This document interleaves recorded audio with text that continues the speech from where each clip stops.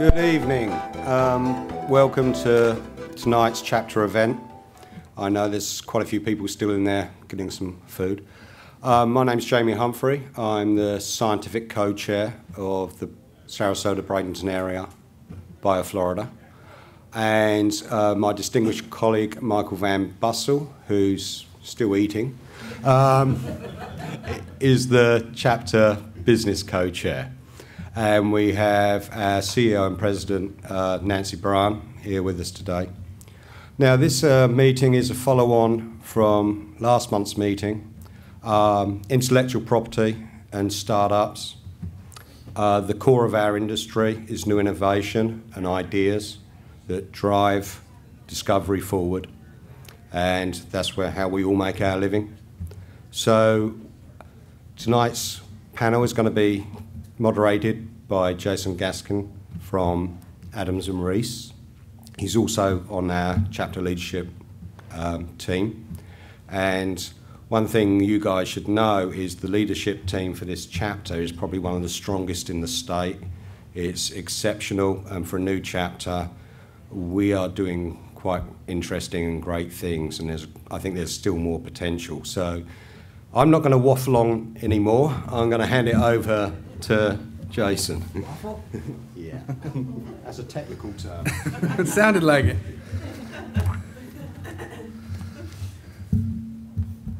As Jamie said, my name is Jason Gaskill. I'm the partner in charge of the Sarasota office of Adams and Reese. Adams and Reese is the premier sponsor tonight. We're proud to have the opportunity to partner with BioFlorida and the local chapter to present this discussion on intellectual property and startups. And we want to give a special thank you both to Roskamp for hosting tonight, as well as Sarasota EDC, which is another sponsor for tonight's event, and our distinguished panel, who you'll all meet in just a little bit. For those of you that were at the last meeting, I briefly discussed Adams and Reese, but Adams and Reese is a multidisciplinary law firm with about 300 attorneys located in 16 offices throughout the Southeast. We have offices in the Southeast and Washington, D.C. Our clients range from local small businesses in the regions or geographic areas that we represent, as well as Fortune 100 multinational type corporations. And we cover a variety of legal matters, both legal fields as well as industries represented. For example, this past week, our Tennessee office was recognized for representing a merger of two drug companies, or pharmaceutical retail outfits up in Tennessee. One of the unique things about Adams and Reese is our team approach. We believe in representing a client with the correct people, regardless of geographic location. And what I mean is, if you come to me with a music issue, I have a Music Row office. I will send it to Music Row. If you come to me with a maritime issue, we have a maritime team. I'll send it to my maritime team. And if you come to me with an intellectual property matter, I'm an intellectual property attorney, but I'm actually one of an entire team. And I will ask you, is it patent? Is it trademark? Is it copyright? What's the field of endeavor? And are we enforcing or are we protecting? And then I'll find the right person to represent whatever that issue is, or persons. At times it does take an entire team to do whatever the representation is. So with that, we believe we give great local representation with national experience. As I mentioned, I am actually the partner in charge of the Sarasota office. I'm part of the litigation practice group and the intellectual property team. My practice is primarily intellectual property. I do both prosecution of patents. For those of you who are unfamiliar with that term, that's filing and obtaining patents. I also do enforcement work both within the patent field and copyrights and trademarks to the extent they are involved in the patent litigation dispute. I also do due diligence reviews and freedom of operation opinions where appropriate. And I have served as lead litigation counsel on matters involving copyrights, trademarks, patents, and trade secrets, which is a good segue into tonight's topic. Tonight's topic is intellectual property and startups. We have a great panel that you're going to meet here just shortly. For those of you, I'm assuming most of you, if not all of you, are familiar with what intellectual property is, but just in case you're not, we're dealing with patents, that is novel, useful, in non-obvious ideas that are processes, methods, formulas, or compositions of matter. And that, what I just said, is basically what we call the statutory subject matter, which has actually gotten recent attention from the Supreme Court as to what constitutes statutory subject matter. And it's one of the topics that may come up tonight, as far as the Supreme Court's treatment of statutory subject matter, as well as the Federal Circuit's recent review of that Supreme Court treatment in the specific field of biotechnology and biomedical improvements. We also have trademarks. I'm sure everybody knows what that is. The apple on the back of your iPad is always a good reminder of a great trademark. Copyrights is usually considered artwork, but don't forget your computer software, which is often protected under Copyright Act. And then lastly, the trade secrets is anything that's very useful, but it's only useful and valuable because it's a secret. The best known of those examples is the Coca-Cola formula. Now, tonight's discussion, we have a quite esteemed and varied panel to discuss the intellectual property rights, and I'm going to introduce them briefly and then let them expand a little bit on that introduction. Starting on my far left, we have Dr. Michael Mullan, CEO of Rock Creek Pharmaceuticals. He actually spent a number of years as the CEO at Roskamp right here, and he was also CEO at Archer Pharmaceuticals. He has done substantial research in Alzheimer's disease and is widely recognized as an authority in that disease. He has done a number of patents related to Alzheimer's disease, including causes and treatments. What I thought was really interesting, I decided to just check a little bit of research. He has his own Wikipedia page, so to me that's a sign you've done something really important.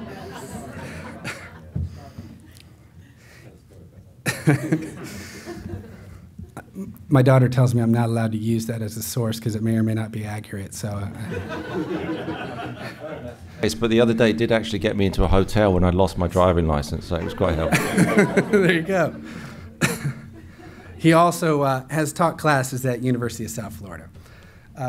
Directly to the right of him is Mr. Marc Pacquin. He's the Chief Operating Officer at Cambryn Biologics, starting in 2012, which is an emerging biotherapeutic company.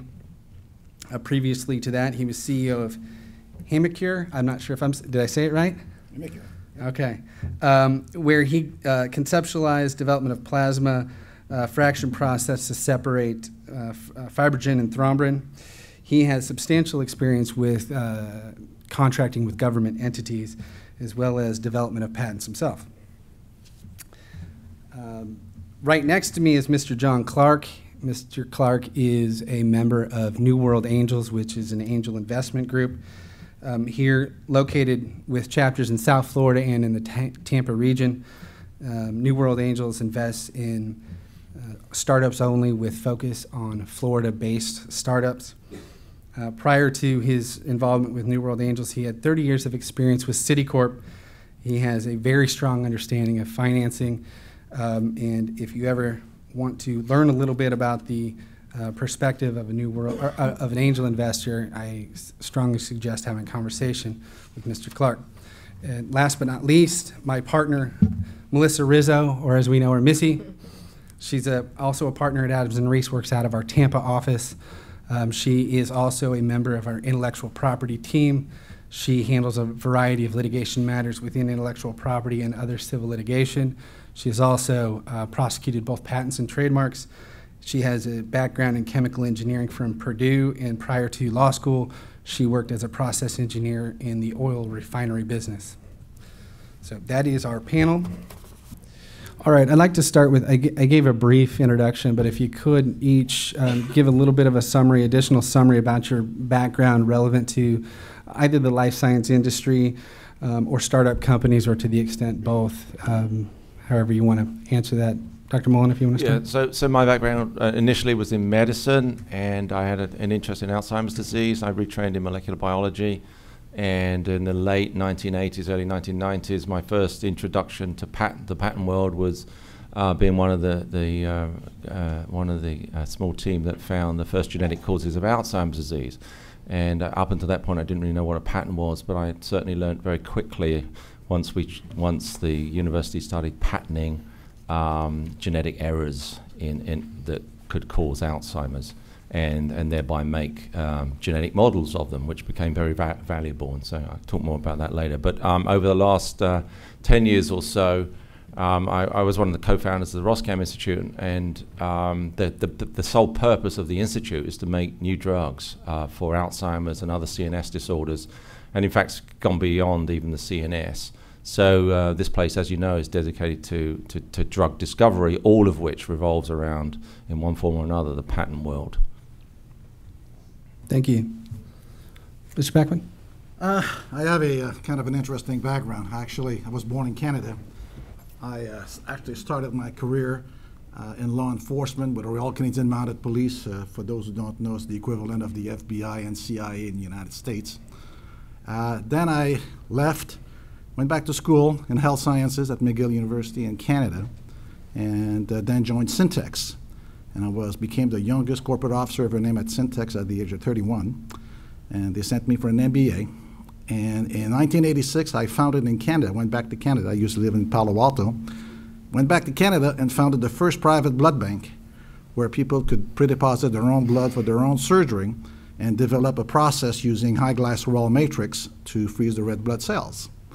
And then from there, probably my claim to fame, if you went online, is really the next company that I founded is based on the blood bank where we had a lot of plasma. I sold the blood bank, locked myself up for 2 years in my penthouse in Montreal, and developed a process to freeze, to separate fibrinogen and thrombin to make a biological adhesive, which then became Hemacure. Got patents, got everything, got the money. Hemacure raised over $150 million as a startup. Pretty well did it all myself, to be honest with you. And in 2007, I retired. Went back to school in aviation science. I have a small company in Punta Gorda to get my FAA license to be able to make aircraft parts. I specialize into advanced composites, and I make aircraft parts for a very specific airplane. And when I was replaced as the CEO, the new CEO that came on board kind of bankrupted the company. I lost millions of dollars, okay? And the company, the assets of the company was acquired by a very well-known gentleman in town and asked me to come back to restart the company, kind of the Steve Jobs story. So in 2012, I came back to a Cambryn, where I am right now, and we're just rebuilt the company, and we're doing pretty well right now, and that's the background. Thank you. Missy? Sure. My background is not nearly as interesting as those two backgrounds, but as Jason mentioned, I have a chemical engineering background. I spent several years working as a process engineer for an oil refinery, then decided to go to law school. Now, most of my clients are in the oil and gas industry, but I do represent smaller businesses and have some experiences I can share there.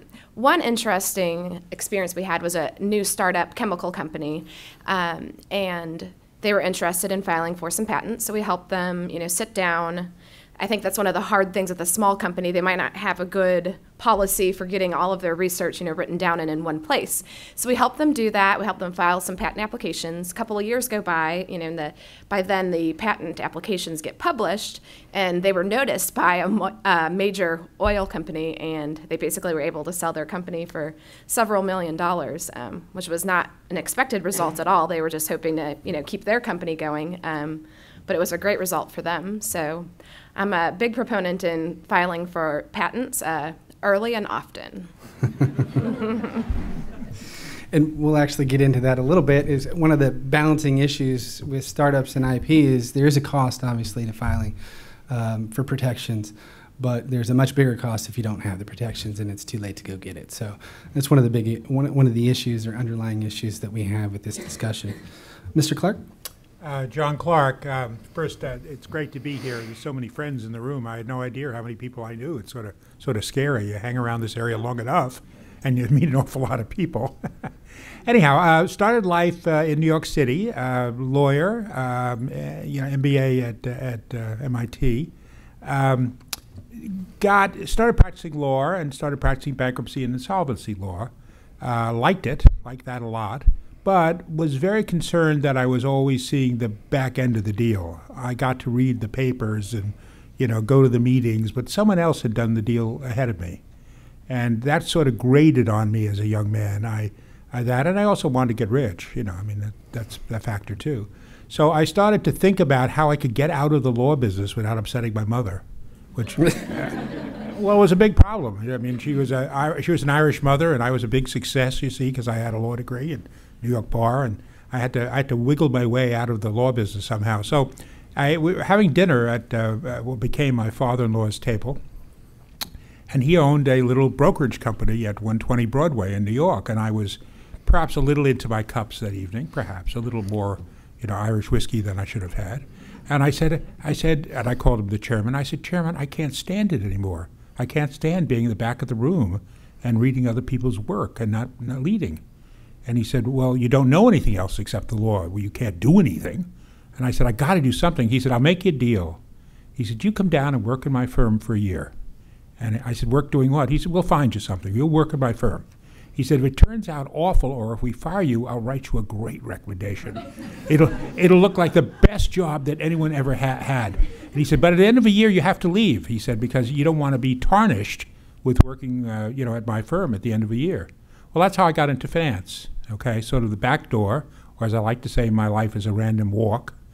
I was involved in a startup called Datron Systems, where I was CFO. And we sold it eventually to a guy, took it public, and eventually sold it to a guy called Bob Vesco, a certain notorious guy called Bob Vesco. Only my friend Jimmy over here is the only one who ever made a nickel on it. I'm sure what he did today would be considered insider information, but in those he's groaning here. As a securities lawyer, he's groaning. But in those days, no one knew what the hell that was, so it was fine. I then walked myself into the personnel office at Citicorp to get myself a job. And the only thing they could think of giving me a job was selling software, because there in my resume was the word software. And of course, I didn't know what software was. But I sold software on a time-sharing system, dragging a telex machine around the country with me for a number of years. And that was my favorite job. I love selling things and managed to sell Bank of America and the Federal Reserve and places like that. It was good fun, and I enjoyed myself. But then they kept promoting me and promoting me and promoting me. I ran a number of industry groups, worldwide mining, worldwide shipping. I became a risk manager in the senior management structure at different jobs. I am, if there's ever be a page about me, which I hope there never will be, but if there's ever a page about me, I sort of helped invent credit derivatives, which later came to an awful mess. But anyhow, 30 years at Citigroup. Retired in 2000. It was actually my second retirement. I first retired when I did the IPO on Datron Systems, but retired in 2000 and found myself with nothing to do and decided I would become an angel investor, a startup investor, limiting myself only to startups. And that's what I do. And I now am a partner at New World Angels, which we believe is the leading angel group in the state. Thanks. Thank you. So, from those descriptions, hopefully you took that we have quite a panel here. We have a New World, or an angel investor with a lot of financial experience, two industry insiders who have had great success stories, as well as an intellectual property attorney. So we should have a good discussion. The next question I want to pose, or discussion point, is sort of a success or failure question. That is, can you describe the role intellectual property has played in any success or failure you've had with any venture you've been involved in? And we'll go in the same row, I guess. Dr. Mullan. Well, it's pretty much been central to both successes and failures for me. I mean, in fact, most of the scars I have are from the intellectual property world. And if I had any advice at all, it's just get as many of those scars as possible, as quickly as possible, because in the drug development business, as I said, IP is central. It might not be central for all the years that you work, or it may not seem central for all the years you work developing drugs, but the day that you sit in front of Pfizer or Novartis or AstraZeneca and you sit around the table with their folks that are evaluating, then you realize that the IP is front and central, because they're not going to take it from you, and the investment bankers are not going to get behind you unless your IP is sound. So, you know, it depends what you mean by success and failures, but I think that one of the things I learned very early on, when we discovered the genes for Alzheimer's disease, the genetic errors for Alzheimer's disease, it was a big deal, because it was the first time there was a series of Nature papers, and it was the first time we were ever able to say, you know, these mutations cause Alzheimer's. Nobody had ever known that, you know, amyloid, you know, was central to Alzheimer's disease. And of course we worked at the University in London at that time, and of course the IP belonged to the University of London, who sold the intellectual property to a US company, which remain unnamed, for about $20,000. And so this was my introduction to the IP world, and I happened to be invited to a dog and pony show to that very company a few weeks later, and guess what they were raising? $100 million, mostly on the back of that IP. As an example of what that IP was subsequently worth, it went on to be the central focus of a number of lawsuits between a number of large companies. And for instance, when the transgenic mice were produced that you may have seen down the back rooms there, when they were first sold, they were sold at $2 million at breeding pair. So, and why? Because those mutations were the first ones to give anybody and everybody that could afford them a model of Alzheimer's disease. There never was a model of the disease that you could work with in the lab, and the mantra became, hey, cure the mice and you can cure Alzheimer's. And I don't know if you read the Biogen story, you know, a week or so ago, but they have an anti-amyloid antibody that has just shown very successful results. And amyloid, it was indeed amyloid, was the gene that we found mutated and was the driver for Alzheimer's. So my first lesson, and if you want to say failure, was letting that IP, that critical IP, slip through my fingers for $20,000, and nobody knowing the value or the potential value of it. So I'll leave it there as my biggest failure. Okay. I like the word scar. I'm going to use that going forward. Yeah. So, Marc? Yes, I think in my case, definitely IP is probably what was the basis of the success of the original Immacure company. I need to explain that in the plasma fractionation business, which is where plasma, when people donate blood, and the blood is spent out, the red cells goes for the usual transfusion during the operating procedures. The plasma is the remaining fluid which is used into the biological industry. And it's a very small, incestuous, oligopolistic group of companies. There's only very few left in the world right now, and they're big guys. But when I'm talking about the early 90s, Immacure, when I founded the company, we were at the forefront. We were the bellwether in creating this biological glue called a fibrin sealant, which is think of it as epoxy for internal surgery. And the concept, the other company in the world that was involved was another small company out of Austria called Immuno. And we're really working from the concept of the cone fractionation, which is going back to World War II, developed by Edward Kahn, which was really designed to extract albumin and IgIV. Those are the two main proteins in the blood.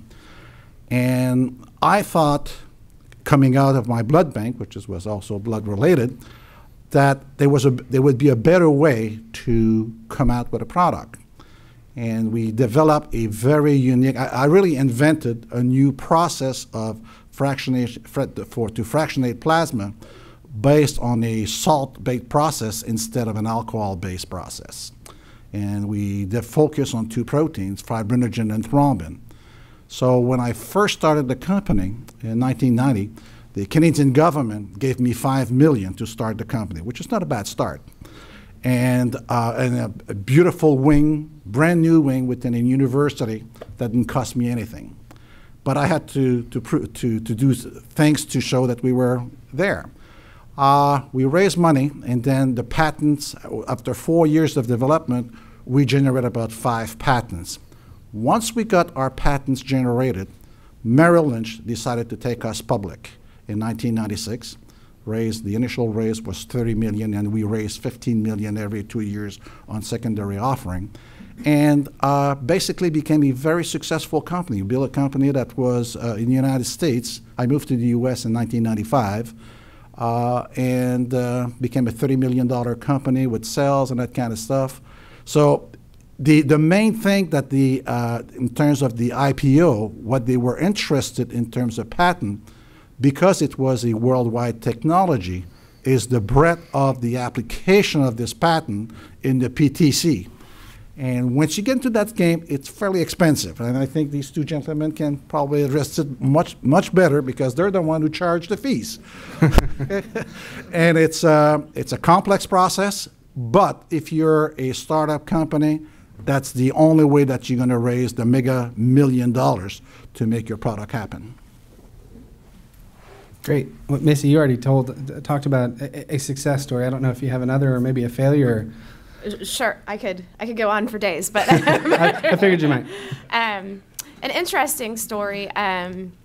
For a client, we had filed what's called a provisional patent application, and that's something that you can file when you first have the idea, before you're ready to actually put a claim set together, make a formal application. You can file a provisional, and you have a year after that time to file what's called a non-provisional application. Very creative names, right? Typically what we do for our clients, so we will file the provisional, then we take that provisional and use that to generate a search report from a third-party vendor that will go to the patent office and look at various patent databases to see if our idea is patentable, or if we even have freedom of operation to do what's in our patent application. And what we found with one client, we did uncover some prior art that we weren't expecting, actually a patent in China. That would have, prohibited us from getting a patent, and also potentially we were infringing that patent. The interesting thing was the invention wasn't being, exploited at all, and they weren't using it. And we were able to contact them and purchase the patent for $5,000. So that's just an example. Maybe that's kind of a horror story that could happen to you, but if someone doesn't necessarily understand the importance of what they have, I think it's something that new companies can do to leverage their business as well, is to, if you spend money in the right way, a search report like that, a few thousand dollars that you spend can really go a long way in helping you possibly acquire a certain technology or something like that that you can use in your business and exploit. Along those lines, before I get to you, John, I just happened to have an example about 2 weeks ago, sort of just the opposite. We did the provisional, actually went straight to the non-provisional because the client didn't want to pay for a search, just wanted to skip a few steps and see if they get lucky in the non-provisional. And we got our first office action back from the USPTO, and lo and behold, the first reference looked like a picture of what we filed, but it wasn't our work. So the patent was dead on the vine, and all the work we put into the patent was at a loss, and they could have saved money on the search, which is something they were advised, but they elected not to do. So that's a major failure story that I had very recently, where we had to abandon a patent because there was just simply no hope. And in fact, we had to kind of take a look at it from a freedom of operation standpoint, whether or not they could even continue the business model they were using. Luckily, they weren't required to completely stop what they were doing, but not doing the search was a big deal. And it was an example of, even though you think you know what's out there in the marketplace, don't be too sure. There's always more stuff out there than you're aware of, so it's always worth checking. John, any examples you have? Yes, one fairly recent one. About 2 years ago, I was swimming in a lovely pool here in Florida with another guy, a member of New World Angels. He said, "Oh, by the way," he said, "I know a doctor who's got some stuff, some gook, that you can put in a petri dish, and you can grow cancer cells outside of the body on it." I said, "Whoa." I said, "Is that right?" He said, "Yes." I said, "Well, that's very unlikely, and I don't think we should do anything about that." He said, "No," and then over dinner later, he said, "No, it's very real." Well, it turned out to be Dr. Tan at the University of Miami, and the guy I was talking to is Bob Williamson, who is, some of you may know him, is a member of New World Angels of 15 years standing, and who was the head of commercialization for University of Miami. And we got very into it, all right? And we put together a deal very rapidly. We hired a president for the company. Dr. Tan wasn't a president type and wanted to stay in research. And we hired a president, and then we hired a few other people. And we then checked all of the industry sources that had used it on a freebie trial basis, including MD Anderson and that hospital in Boston that does all the cancer work. And we checked with their heads about it, and everything came up nice. It was going very, very well. So we put together a deal, and I'm talking just a matter of weeks now, maybe days, because it was very clearly a hot deal, and it wasn't 3 years and you're dead kind of deal, which most bio deals are. Not 1 in 10,000, it was sort of 1 in 3 that we would get this done. So we were all pretty excited kids, running around. And then the due diligence part started. And I said, before we hire a lot of lawyers to do the due diligence on the IP, I said, how about some simple people like us read it first to make sure nothing seems odd? Well, it turns out Dr. Tan was in a joint venture many years ago up in Boston, a joint venture between Harvard and MIT. What's the MIT thing called Whitmore or something? And they had managed at that point, and similar to your story, they had managed at that point to decide they were going to take a piece of his work, one of his little inventions, and they were going to license it to a local Boston company. Well, we didn't see any real problem with that. One license is not the end of the world. But we kept reading, all right, and we kept pulling through these documents. And my friend Bob calls me one night, and he said, I don't think we're going to need lawyers for this, John. He said, they gave the whole thing away in the license.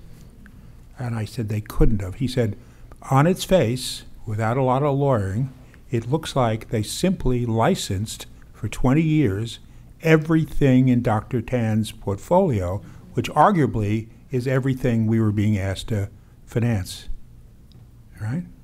So we went back to Dr. Tan personally and had a meeting, and he only vaguely remembered this at all, very vaguely remembered it.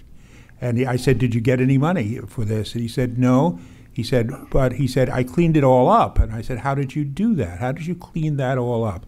He said, well, the University of Miami bought all of those, all that IP 10 years ago. When I came to work here, it was a condition of my moving to Miami. And I said, does that clean it up? And he said, sure. Well, the answer, of course, it doesn't clean it up.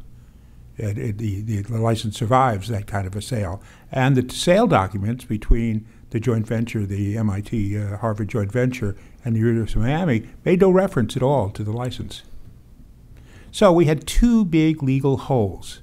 And now, 2 years later, this perhaps breakthrough, not sure, perhaps breakthrough, and there's many more scientists in this room than there are simple money grubbers like me, so I don't like to overdo this, but this potential breakthrough is totally stalled. We are trying to get the universities in the same room to straighten out the paperwork. I offered to buy the local company that had it, but they don't want to sell. They're doing something else, so they don't want to sell. So my takeaway on this is simple. You can deny the world very good stuff if you screw up the IP. It's not a question of making money alone. It's also a question of a greater good. And we are, as a group, and as New World Angels and our board and our chairman, Reese, is very upset that we can't do something about this. Even if we straightened it up and gave it to someone else, we'd be okay with that. But we can't do anything with it. We are frozen. That's actually a great example of not getting the IP wrong, but something sideways, a transaction actually ruined the IP that was otherwise there. Now I want to sort of switch gears a little bit and move into some sort of practical questions as far as what to do and when. And I'm going to start with Missy on this one because I know her answer.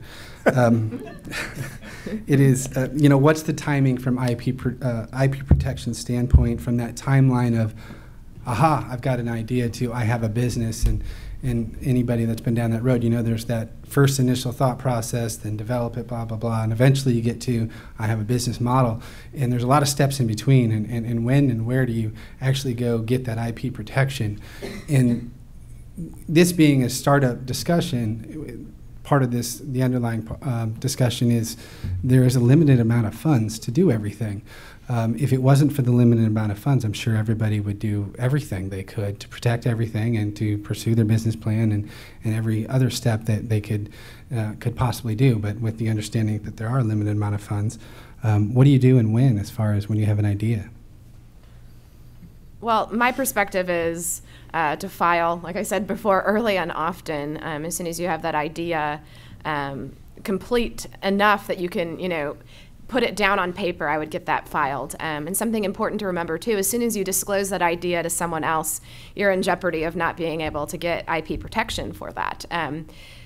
We thought we have made this clear to clients on a lot of occasions. We find out the next day they're going to a trade show or some sort of convention or something like that, and they haven't filed for any sort of protection. So we've literally filed, PowerPoint presentations and things like that in a provisional patent application just so we can have it on file and preserve that date before they disclose something that they shouldn't be. And it's also very useful if you have a provisional filing. You get a patent application number. It's never disclosed to the public. Well, I shouldn't say never until you file the non-provisional. It doesn't become public. If you decide not to file the non-provisional, it's no big deal because no one will ever get to see what's in there. But you do get that application number, which is great for NDAs and things like that. That you have something to reference for someone to sign to say, whatever is in that patent is something that cannot be disclosed. So that's my recommendation there. And are we going to cover international later? Yeah, I think that'll be the next one. But the one thing I would follow up with you on is the change in law, to the extent nobody knows about the American Invents Act and why that has changed the priorities of early and often. Sure. The old law used to be the first to invent. So meaning even if someone after you someone invented something after you, but they filed the patent application first. Wait, no, that's how it is now. So if someone invents it after you, they file the patent application first. It's a first to file rule. So if you're the first one to file, you're going to get the patent. So if you wait too long, you can lose your rights. The old rule he was talking about, it was first to invent. So if someone if someone files before you, but you could prove through your records and through the notes that were kept by your scientists and things like that you invented it first, you could actually get the patent. But that's no longer the law. So that makes it even more critical to file as soon as you have the idea complete.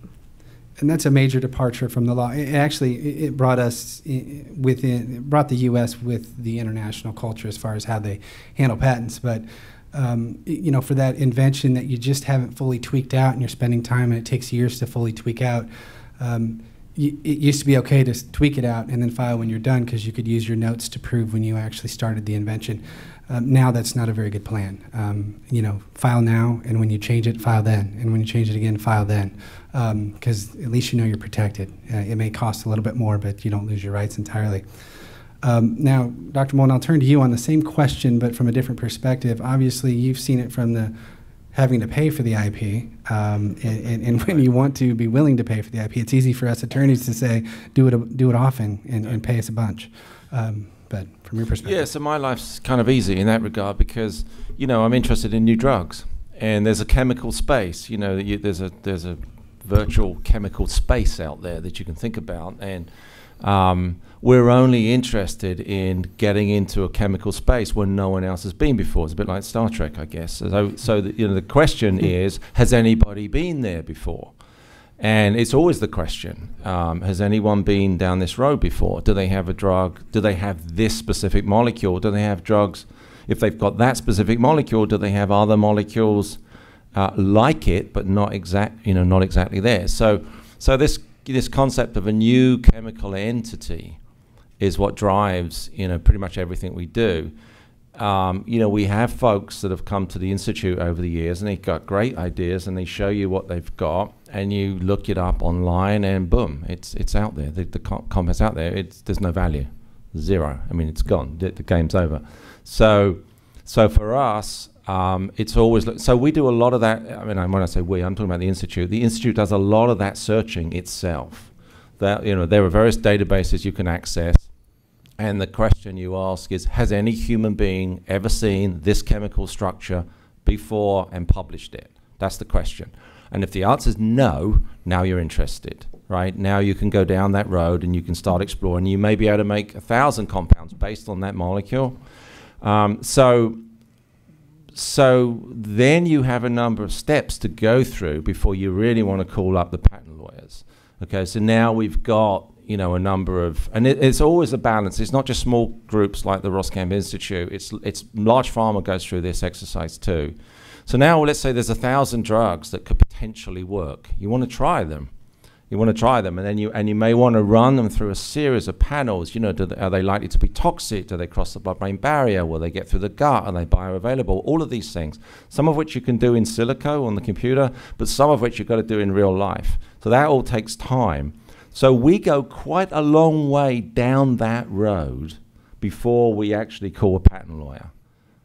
You know, we go quite a bit down that path, and what we typically do is file a lead compound with some backups, then this whole cloud, and I'll reveal right up front what the cloud's about. The cloud is, if you've got the money to cover the cloud and actually pay for it, then do it. But if you don't, then it's a slash and burn mentality. In other words, you publish those cloud of compounds, and they become non-viable for anybody else. So there's your compound that you're interested in with a couple of backups, and here's the surrounding space. You publish all of that. You follow these ones. These are the ones you can pay for and afford. And what I guess at some point we're going to get into aligning the business vector with the intellectual property vector, with the financial vector, because that's kind of the key to all of this. But one strategy that we have is, okay, we'll go after this drug and two backup drugs, and then we'll burn everything else. We'll publish everything else, so that means no one else can use it. So by that time, you know, a couple of years may have gone past since the original discovery. So that's not an early and often. We've done the early and often thing with drugs, and if you try and publish early with this huge, you know, chemical space, then you've got this rush to try and find out, you know, which ones really work and which ones don't before you go international, and that's when the real pain comes in terms of financing. Sure. Our approach is a little bit different because in the pharma business where you've got specific molecule that you can patent, in the biological world, especially in the plasma business, I mean, it's hard to patent a protein that's in the blood it's been there for 2 billion years. So it's really a process patent, which is a different bug by itself. And you know, you got to file early because then what you're doing, it's really your method of separation and what chemical you're using, and it takes time. So comes along, now you may file a patent. You may have an idea on certain proteins that you want to extract, but the process will be long, and so you file the patent and you do what they call continuation in part. Okay. And you try to protect that, and you try to divulge as the least as possible in terms of the pH that you're going to be treating and which salt or which solvent you're going to be using and that kind of stuff. And that's the tricky world, because in this industry, and I'm not talking about the biological recombinant, because that's a different world altogether, but in the plasma industry, where big company like CSL, Baxter are playing with and filing patents every day, you got to be careful because everything can be reverse engineered.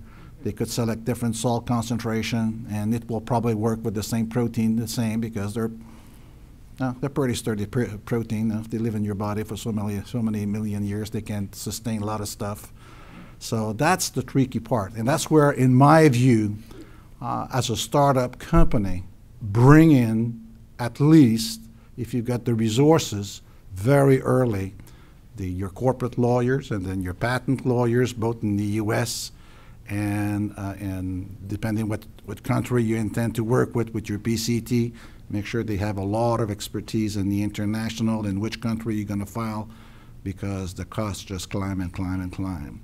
And that's when you work with your investors, especially as a startup, that's a very important thing that they need to understand. So, thank you.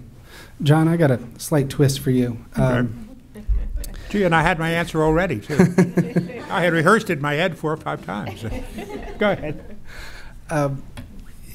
Dr. Mullan kind of led us into this, but as far as the intellectual property plan, the intellectual property that may exist or not exist, the commercialization plan, when those two meet or don't meet, you from the investment side, I think you're the right transition for us to discuss that evaluation, and then if you'd like, to the extent it's relevant, is bring in international IP. And for those of you who don't know, intellectual property is pretty much a limited jurisdiction protection, meaning if you have a U.S. patent, it protects you in the United States. It can't be made here, can't be brought in here, it can't be sold here. But it doesn't stop somebody from doing whatever that protected thing is in any other country in the world. And so you have to get your protections in every jurisdiction that you think you need it. And usually there's a plan. It depends on what you're in. If you're in the oil and gas, there's certain countries you want to be in, whereas if you're in the drug industry, there's certain companies. And if you're in some other industry, I'm sure there's specific countries. But that's generally what applies both for patents and trademarks, which are the two bigger players in what we're dealing with today, as opposed to copyrights. But John, if you want to touch on that commercialization issue. Yeah. Well, I'm going to say something probably is not going to be popular in all of you, but the universities, at least the ones that I know of, okay, and maybe I know a fair set, they do a very poor job on commercialization. I mean, it's in some universities, it's the patent law cost is held as a prize for some doctors. In other words, if you've got a doctor who's head of a department and he's a nice fellow and he goes to the club with you, blah, blah, blah, blah, blah, and he's been there 20 years, well, and he comes forward and he has something he wishes to get a patent on, the commercialization department of the university will reach out and do that for him, usually without any thought whether it's truly commercially viable or not. They do it as a reward.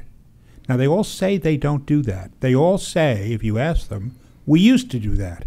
It's not done anymore. My experience has been a little different. I don't see flowing out of our universities the kind of work I see when I talk to the doctors who work in the guts of the business. I see smarter ideas and more creativity than you see coming through commercialization and out. So I think that's something as a venture capitalist that I look for, okay, because we're trying to sort what's going to make money in a 3 to 5 year period. Our target is 10 times. We have to think that in 3 to 5 years, we're going to make 10 times on our initial investment. And that presumes there's going to be 1 or 2 or even 3 venture capital rounds after us, as you described. So we know we're going to be squeezed down, screwed around with, kicked around, dragged to Cincinnati or New York, and all the rest. But at the end of the day, we have to have a picture that we can get 10 times out of it. Okay? That's to pay for our losses. Just to recall, those of you who don't know angel investing, we assume that we're going to lose about 8.5 times out of 10. Okay? That's a good average for people who know what they're doing. The rate of the average for the one-off person who has no structure and no fund and no work is much higher than that. Onesies and twosies always die. Okay, so I don't like universities, and I'm worried about the commercialization. They all have commercialization operations.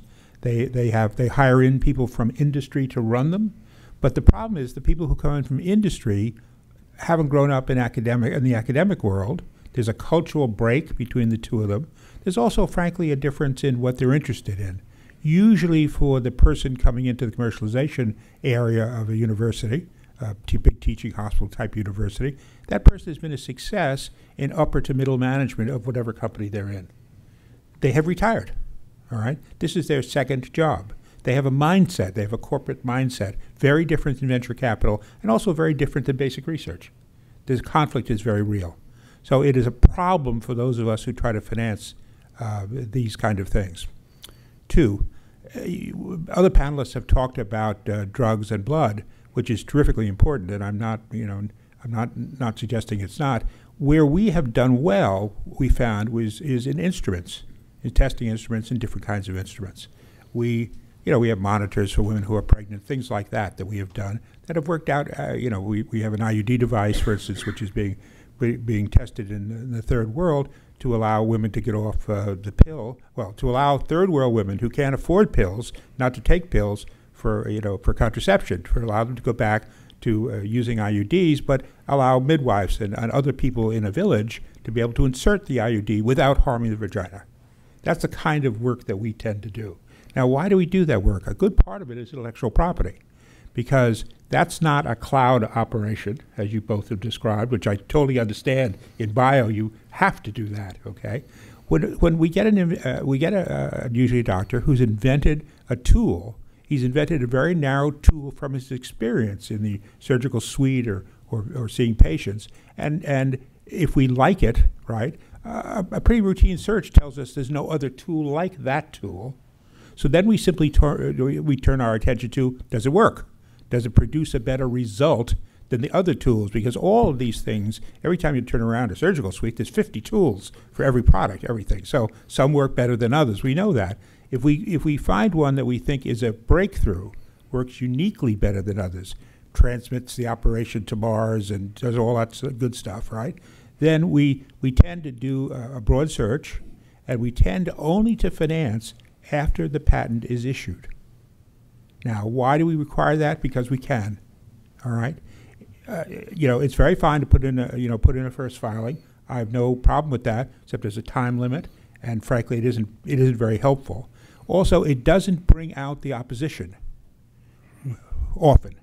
What we like to do is put in have a guy who's got a good solid set of patents on an instrument or a series of instruments, and then we like to look at the competitors, their products, but also what came out of the woodwork in the search. Right? So we can then line up 30 products and have a look at 30. And hopefully this entrepreneur has done the work before we ever see it. But if he hasn't, that's also something to be reckoned with. But we want to see that this thing really works. So we want to use the whole patent process as research. And we do that especially in the instrument area where we've done some work. Thank you, John. As I see we're running a little low on time, I want to just touch on a couple things. International protections. When do you do them? Why do you do them? Where do you do them, kind of thing, and who does that analysis? Dr. Mullan, if you want to start. So that's market-driven for the drug world. It's all completely market-driven. Some places there's still question marks over, frankly, in the drug world, China and India. Because, for obvious reasons, the recognition of international patents don't go so far in some other places. That's changing. As for instance, as companies in India that have been mostly pharmaceutical companies, pharmaceutical development in India has mostly been driven by generics. But as the generics realize they can make a lot more money patenting individual drugs than they can with generics, suddenly they're interested in getting good patent protection. So that's a good thing that's kind of happening. But so sometimes we'll say, okay, we're just going after the US market, it's the biggest market, followed by Europe. But that's a recognition of something if we do that in the drug world. It's a recognition that there's either competition in Europe we're not likely to penetrate, or maybe the other way around.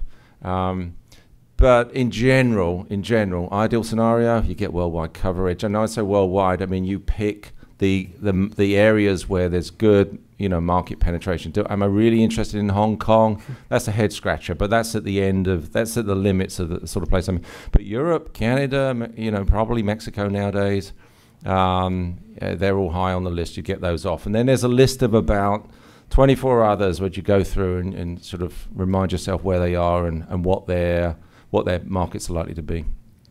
Thank you. Marc? Yeah, I guess I can add much to that. It's basically market-driven. Depending on the products, your product potential. Again, when I'm talking about what I know about biologics, some countries have, a lot of the countries around the planet don't even collect their own blood or process their own blood. So, those are the market that you could exploit. But it's very, very, I think it's complex. It's not an easy process. And the annual fees for the PCT for each country can eat a big budget. You got to be careful. That's what I can say. Missy? Yeah, I agree with that totally. I rely on my client to tell me where they're interested in filing. I do use the PCT process. A pointer that I do have, though, you can choose which country you'd like to use as what they call the receiving office when you file an application, and we usually choose the U.S. as a receiving office because we can file the application in English. But instead of choosing the U.S. as being the International Searching Authority, we choose usually the EPO, so in Europe. So that way we're getting a quick look once you get a international search report back within a few months of filing if you choose the EPO. And it'll give you a good perspective on what's out there in other countries. So if you really are interested in pursuing a patent in other countries, it gives you that perspective. The U.S., if you choose them as your searching authority, the report's going to be very U.S.-centric, and you're not going to get very much from other countries. So if you're interested in looking at other countries, that's a recommendation I have. It costs a little bit more, probably actually twice as much to choose the EPO as your searching authority, but it can have a lot of benefits by doing that. John? I kind of think it's a waste of money in small startups. It's a waste of legal money, I believe. What we do, and I won't speak for Biologics or cells, and I won't speak for things like nanotechnology and all the new things either, but let me just talk what I know about, which is instruments. The instruments world is an American world. I mean, nobody invents instruments in Iceland that I know about. Okay? There's no reason to get too excited about the Icelandic market or that you're blocking someone in Iceland. I guess Europe could be interesting, but remember, I'm building companies to be sold, and to be sold fairly quickly, all right? I mean, I want to cash out the company in 3 to 5 years. So I want the management to make money, I want the investors to make money, and everyone to be happy. Well, what I need then is rapid market penetration, right? I need the revenue line to go straight up at a 90-degree angle. If it doesn't go up at a 90-degree angle, I don't get anywhere. So where do I get it to go to a 90-degree angle? Right here, almost on the east coast of the U.S. alone. That's the only way I can do it. So whether I file a patent for France or Germany or Hong Kong, which is, I think, ridiculous, I mean, in the instrument area, right, it means nothing to me, and I don't do it. We like to see someone who's got a good idea, a breakthrough idea, that has gone through the work with a good patent attorney and gotten a filed patent and has done all the research and everything else, so we have lots of research we can compare it to. But then we don't insist on going international right away. We allow their board to consider it maybe 2 or 3 years in, if they want to. Our members on the board can consider it, but we don't require that cost right in. Also, I will say is, remember, in startups, probably 80% or 90% of the value of that startup value, what we call pre-money, we sometimes call it, okay? That pre-money, 80 or 90% of that is the patents, right? Because there's nothing else. You got 2 kids in a little board office, for $50 a week, right, living on their credit cards, right, and they've got a good idea, and they've got a patent. Well, the patent is what the value is. So we want to have nice, set up, real hard American patents on an American breakthrough item. And beyond that, we're a little less caring. We can leave it to Baxter to file the international patents at some other date, or Amgen, or whoever wants to pick this little baby up. But we don't pay for that. So I don't want to overdo the point. I'm sure I would have different views for different companies. Every deal is different, but in general, we don't require that. Which gives a nice dichotomy between the relatively established companies identifying their markets and where they think they can move this product or service in those other countries, as opposed to the investor who's trying to essentially flip the investment quickly and therefore doesn't want to spend all the money being everywhere.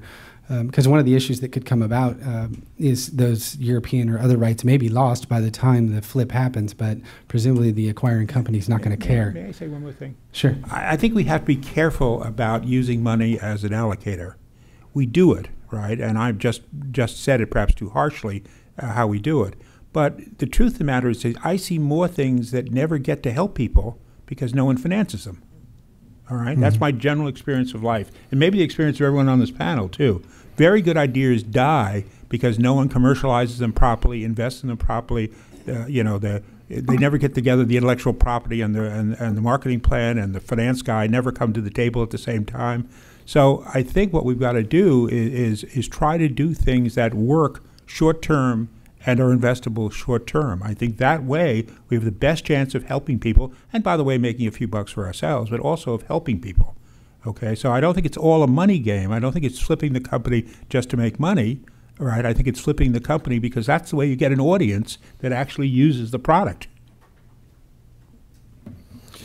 I think, Jamie, do we have time for questions or? Okay. Anybody have a question for any of the panelists? What's a utility patent? Missy, I'll let you take care of I this. defer to counsel on that. Right, a utility patent. I mean, that's basically what we're talking about right now. It's a method patent or an apparatus patent, you might call it. It's a useful invention. And the distinction between a utility patent, there's also something called a design patent, which only covers the aesthetic features of an article and it doesn't have any use. So utility patent is just a broad term for everything we're talking about here today. And it can cover anything, you know, from a toy to, you know, a pharmaceutical and everything else in between. But let me just add one thing, because in my world, we divide patents into very clear boxes. I mean, there's a use patent, which in my world is right down the bottom. There's a new chemical entity or a composition of matter patent where you've found a drug that no one else has ever found before, a new chemical entity. That's the most powerful one we can have. And there's probably in the middle there's a synthesis patent where you can, you know, find a new method of production. But the use patents are for instance, if you found a new use for aspirin today, you might be able to file a use patent if nobody else has ever thought of it. But its value in our world wouldn't be that great because there's all sorts of ways you can get around it. Change the dose, add something to it, and make it something different. And it would be very difficult to get that patent. New uses on existing compounds, as you know, are almost impossible to get unless it is the type of almost opposite of what you would expect with that use. So if you're talking use versus utility, Dr. Mullan's correct. Use is very limited as far as what protections it really does give you.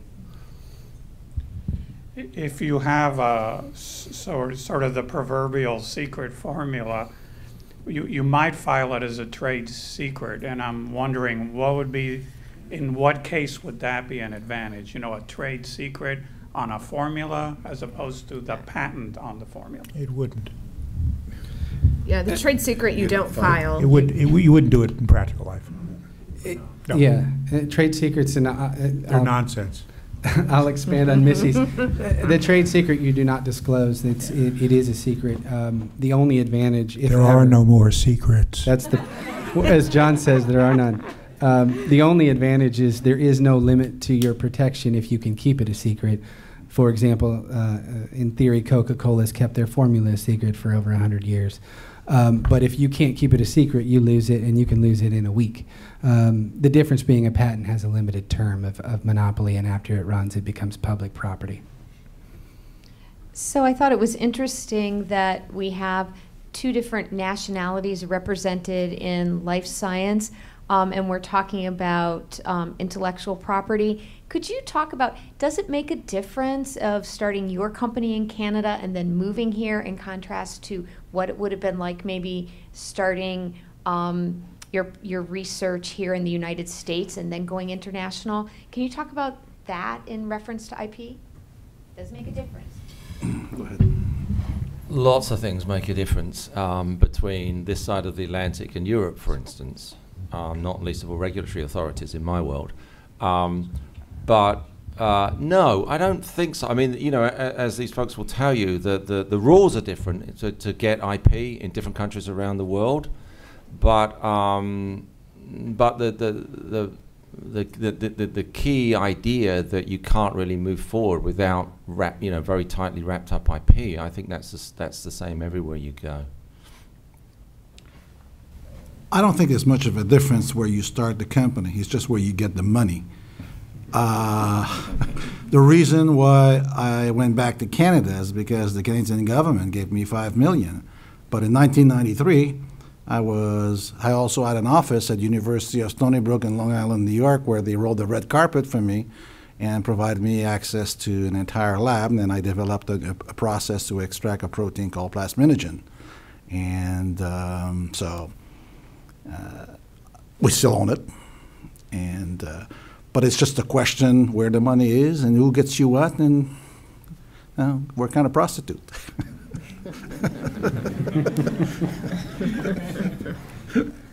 Do we have time for any more, or are we all done?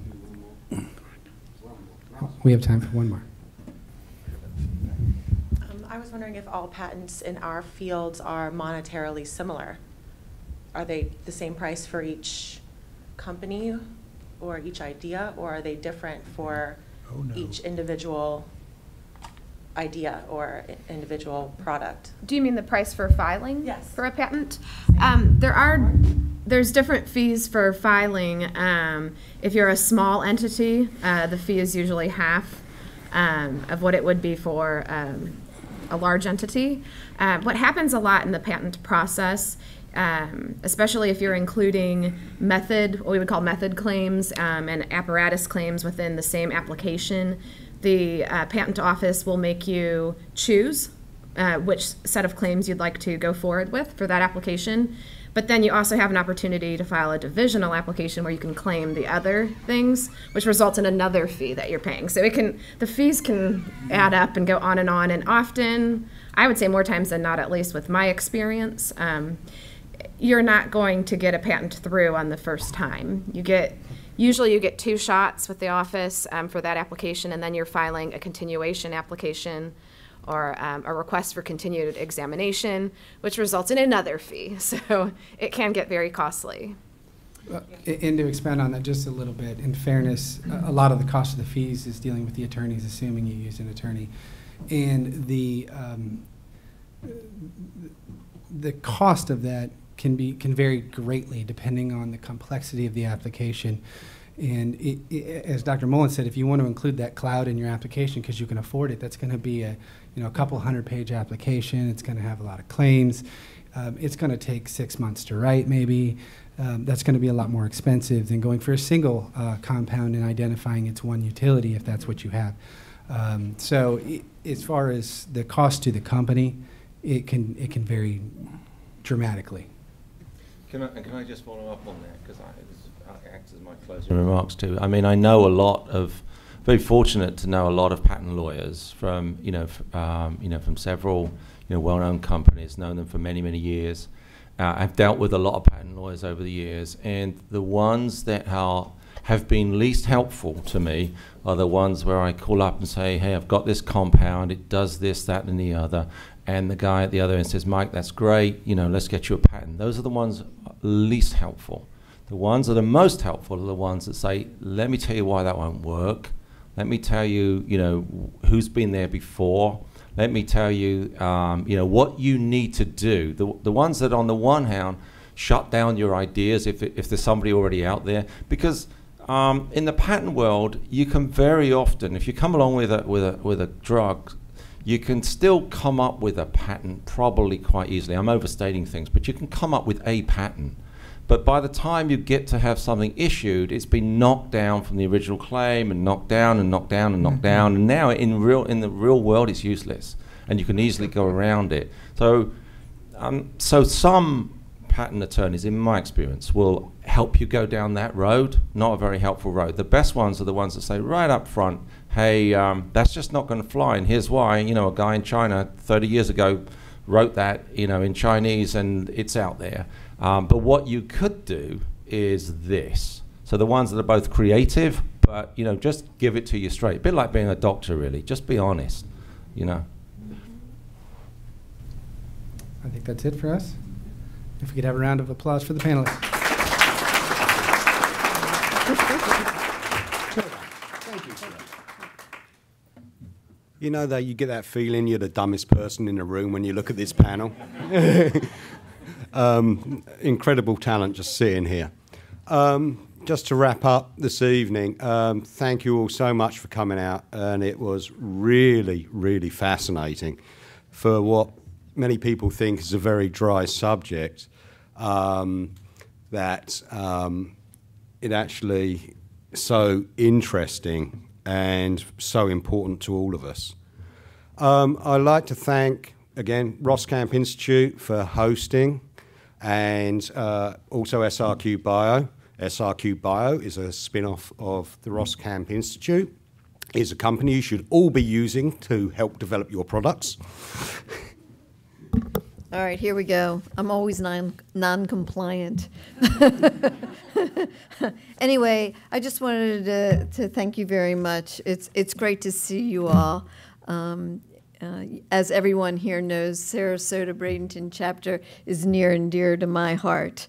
But first I want to thank Jason and our esteemed panelists. Really terrific program, very informative. I think it's going to help a lot of people that we have among us. So thank you very much for just doing an outstanding job. Secondly, I'd like to thank Michael and Jamie and the rest of the Sarasoto Bradenton leadership team for your outstanding efforts, not only in organizing this program, but in organizing and leading the chapter. So I think it's fair to say you guys have been around for a year now. It's just amazing how effective you've been in bringing together the community. So thank you very much on behalf of BioFlorida. Let's give you a hand.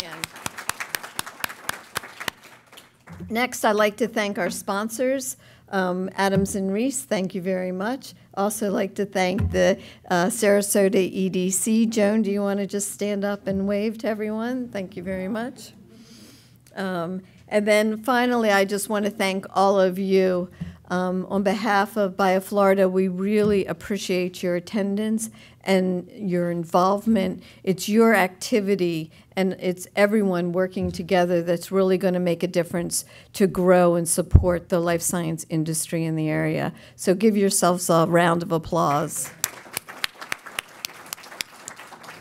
So next, I just want to provide an update on some upcoming activities. So there are three categories. There's events, there's legislative activities, and membership. So first, in terms of events, I briefly want to cover the annual conference. It's October 11th through the 13th. It's in Orlando this year. It's actually in Champions Gate, so it's the furthest south point to Orlando, so very close in proximity to this area as well as Tampa. I encourage everyone to plan to attend and save the date. As everyone here is aware, it's our biggest conference of the year. It's our opportunity to bring together the whole state. We showcase three things there. We showcase the business accomplishments throughout the state. We showcase the different scientific advancements throughout the state, as well as provide the legislative debate.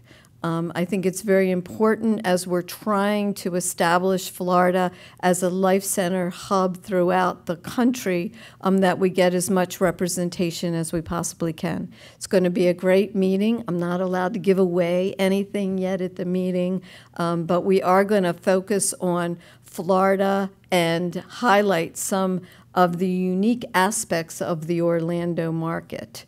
One of which is very exciting, and which is space research. No other place in the country really has such an extensive space research as does Orlando. So that's the only hint I'm gonna give tonight. It does seem like it's very far away, October, but I have to tell you we're finalizing the agenda as we speak. So if you have any recommendations for topics or for speakers, please let me know. Now's the time. Also want to make a pitch for sponsorships. You all got the sponsorship prospectus. If you're interested in sponsoring the conference, please let me or Ian know. Ian, I don't, there you are. Can Ian please stand? Ian is our sponsorship chair for the conference this year. He's actually from our area, but he's acting as chair. He heads up AP Professionals, if you're not familiar with Ian. So we started selling sponsorships in December of last year, so the popular sponsorships are going quickly. So if you're interested, please let me know. Over 500 people attend this conference, and from a marketing perspective, it's the only conference in the state where you're going to hit all the life science professionals at one place. Two other events that I just want to make everyone aware of. April 17th, Moffitt sponsors the Business of Biotech. It should be a very exciting meeting this year. Their keynote is Henry Tremere. If anyone who doesn't know him, he's past president of Genzyme. And they're also featuring Sam Donaldson, the newscaster. So if you have availability, I highly recommend that program. Also, BioFlorida sponsors a very unique program in May. It's May 7th. It's called the Celebration of Biotechnology. And it is an open-air fair. It's from 9:30 to 1 in the afternoon.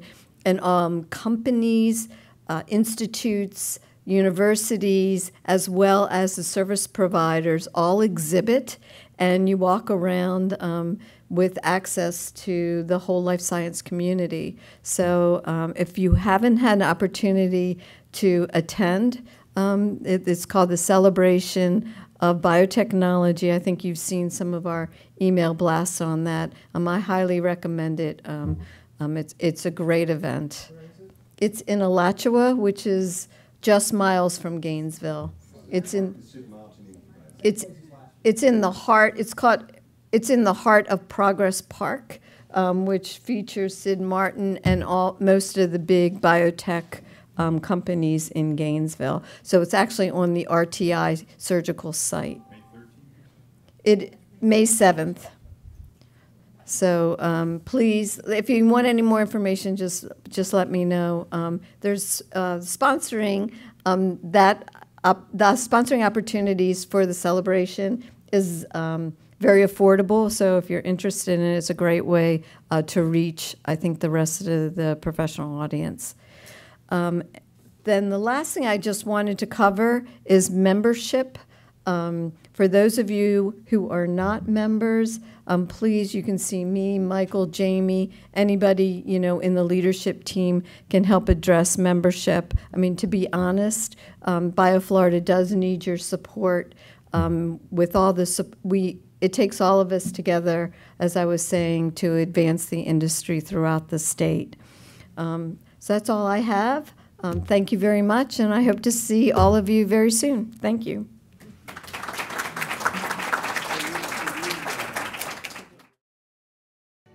Thank you.